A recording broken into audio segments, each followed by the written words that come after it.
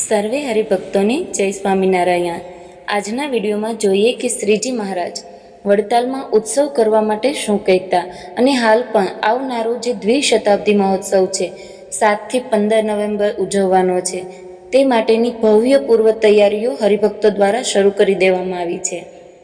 શ્રી હરિ સ્વયં એવું કહેતા કે વડતાલના જેવું બીજું કોઈ ગામ નથી, તેથી ઉત્સવ કરવાને માટે યોગ્ય અને સુંદર સ્થળ તો વડતાલ જ છે।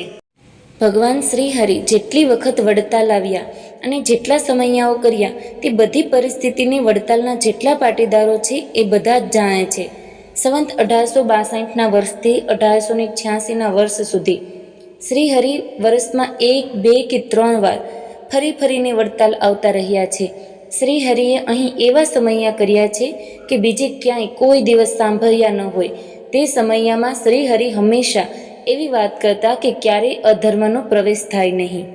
શ્રીજી મહારાજની આ વાતને દિલમાં લઈ અને વડતાલ ધામ દ્વારા આયોજિત દ્વિશતાબ્દી મહોત્સવનું નજીકના સમયમાં તારીખ 7 નવેમ્બરથી 15 નવેમ્બર 2024 આ દિવસોમાં ભવ્યથી ભવ્ય દ્વિશતાબ્દી મહોત્સવ વડતાલ ધામ ઉજવવા જઈ રહેલું છે।